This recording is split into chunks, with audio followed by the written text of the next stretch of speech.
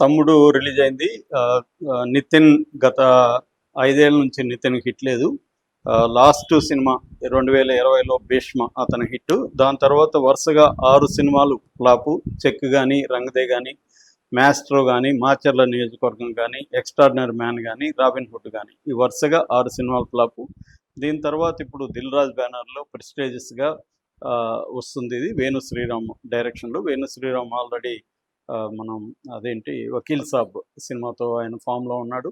So ఇదొక different cinema అని బాగా ప్రచారం చేశారు. హైప్ కూడా క్రియేట్ చేశారు. ఎందుకంటే కాంట్రవర్సీలు కూడా దిల్ రాజు వాళ్ళ బ్రదర్ శిరీష్ రెడ్డి కాంట్రవర్సీలు కూడా క్రియేట్ చేయడం వల్ల ఈ సినిమా అయితే హైప్ అయితే బాగా వచ్చింది. పైగా ఇప్పుడు ఏది కూడా కాంపిటీషన్ లేదు. 'కుబేరా' డ్రాప్ అయిపోయినాయి. ఇది డిజాస్టర్ ట్రాక్లోకి వెళ్ళిపోయింది 'కన్నప్ప'. సో ఈ నేపథ్యంలో దాదాపు 1000 థియేటర్లలో ఈ సినిమాని రిలీజ్ చేస్తున్నారు. అంటే బోత్ ఓవర్సీస్ అండ్ ఇండియా కలిపి.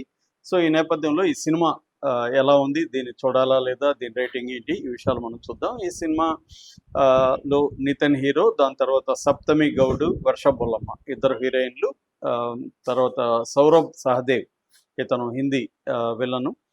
ఇక లయ అమ్మాయి చాలా కాలం తర్వాత 6 ఏళ్ళ తర్వాత మళ్ళీ రీఎంట్రీ అవుతుంది తెలుగు ఇండస్ట్రీలోకి. వేణు శ్రీరామ్ డైరెక్టర్, దిల్ రాజు, శిరీష్ రెడ్డి ప్రొడ్యూసర్లు, అజనీష్ లోక్నాథ్ తన ఈ మధ్య ఎక్కువగా కనిపిస్తున్నాడు మ్యూజిక్ డైరెక్టర్. దాని తర్వాత కేవి గుహన్, మరొక 2 కెమెరామెన్లు, మొత్తం 3 కెమెరా వర్క్ చేశారు ఈ సినిమాకి. సో ఈ సినిమా కథ ఆల్రెడీ ట్రైలరు టీజర్ వచ్చింది, కానీ దాంట్లో కంప్లీట్గా రివీల్ అయితే చేయలేదు ఏం కథ అనేది. ఒక డిఫరెంట్ విలను, అక్క తమ్ముడు మధ్య ఒక డ్రామా, ఒక యాక్షన్ ఇది కనబడింది. ప్లస్ సెన్సార్ కూడా ఏ సర్టిఫికేట్ ఇచ్చింది. కొన్ని సీన్లు కట్ చేస్తే యూఏ ఇస్తామంటే కూడా వీళ్ళు వద్దు, మేము కట్ చేయము అని చెప్తే వాళ్ళు ఏనే ఉంచారు. సో ఒక పక్కేమో ఇది ఫ్యామిలీ ఎంటర్టైనర్ లాగా ప్రొజెక్ట్ చేశారు, ఇంకొక పక్కేమో దీన్ని యాక్షన్ అడ్వెంచర్గా ప్రొజెక్ట్ చేశారు.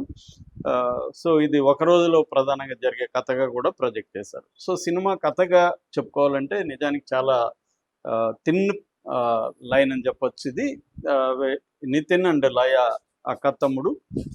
సో ఇతని పేరు జై అని, ఇతను ఆర్చరు, బాణాలు వేస్తారు కదా, దాంట్లో ఇంటర్నేషనల్గా పాపులర్ అవ్వాలని ఇతను ట్రై చేస్తుంటాడు. సో వీళ్ళ తల్లిదండ్రులు చనిపోయి ఉంటారు. సో అక్క అయినా, తల్లి అయినా, తండ్రి అయినా లయనే ఇతనికి అక్కనే. సో అలాంటి ఒక బంధంలో నుంచి వీళ్ళిద్దరి మధ్య గొడవ వచ్చి వీళ్ళు విడిపోయే పరిస్థితి వస్తుంది. నువ్వు ఎప్పుడు నన్ను ఇంకా అక్కని పిలిపించుకోలేవు అని ఒక రకమైన శబ్దం లాంటిది చేసి వెళ్ళిపోతుంది.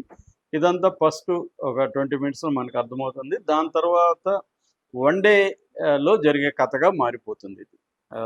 ఇది ఫస్ట్ ఏమో ఫ్యామిలీ డ్రామా లాగా స్టార్ట్ అయింది. దాని తర్వాత విల్లను ఫ్యాక్టరీ బ్లాస్ట్ అవడంతో మొదలవుతుంది.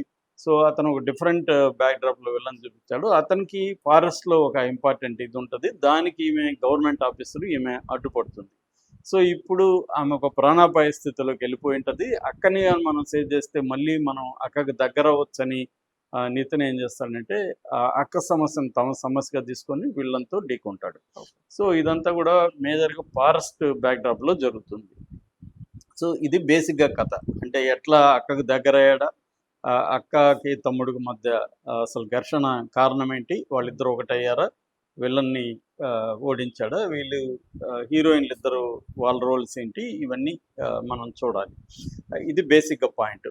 అయితే దీంట్లో స్క్రీన్ ప్లేగా తీసుకున్నప్పుడు ఫస్ట్ 20 మినిట్స్ ఏమో ఒక రకంగా ఉంటుంది, తర్వాత ఏమో విలన్ది అదొక రకంగా ఉంటుంది, మళ్ళీ సెకండ్ హాఫ్ వచ్చేసరికి ఫారెస్ట్ బ్యాక్డ్రాప్, అడ్వెంచరు అలాగా ఉంటుంది. అంటే జాన్రా అంటాం కదా, జాన్రా అనేది మారిపోతూ ఉంటుంది అన్నమాట. అంటే ఫ్యామిలీ డ్రామానా, యాక్షనా, అడ్వెంచరా, ఇవన్నీ కలిపి ఒక వంటకం లాగా తయారు చేశారు. ఏది తయారు చేసినా తప్పేం లేదు, ఏదన్నా చేయొచ్చు. జాన్రా బెండింగ్ సినిమాలు అంటారు. జాన్రా బెండింగ్ అనేవి చాలా కాలం వచ్చాయి. ఒకే జాన్రా ఉండాల్సిన అవసరం లేదు, కానీ అది ఇంట్రెస్టింగ్గా ఉండాలి. ఫస్ట్ హాఫ్ అంతా పరమ బోరింగ్గా చెప్పారు. సెకండ్ హాఫ్లో ఎక్కువగా యాక్షన్ సీక్వెన్సెస్కి వెళ్ళిపోయారు. అది ఒక రకం మిస్ఫైర్ అయిందని చెప్పచ్చు. ఒక పర్టికులర్ యాక్షన్ సీక్వెన్స్ తప్ప మిగతా అన్నీ కూడా పరమ బోరింగ్గా ఉన్నాయి. పెద్దగా మనకి థ్రిల్ అనేది రావట్లేదు. అంటే ఇది ఎటు కాకుండా పోయినట్టుగా మనకు కనబడుతుంది. అంటే అక్కా తమ్ముడు డ్రామా మీద ఫోకస్ చేసి ఒక ఎమోషనల్ డ్రామాగా చేయలేకపోయారు. లేదు ఒక విలన్, మామూలుగా విలన్ అంటేనే బ్యాడ్ గై. ఒక బ్యాడ్ గైని ఒక గుడ్ గై ఎదుర్కొని బ్యాడ్ గై వల్ల సమాజానికి జరిగే నష్టాన్ని ఆపడానికి ఏం ట్రై చేస్తాడనేది అది ఇంట్రెస్టింగ్‌గా లేదు. నిజానికి బ్యాక్ డ్రాప్ గానీ, విలన్ క్యారెక్టర్ గానీ బావున్నాయి. కొత్తగా అనిపిస్తది మనకి.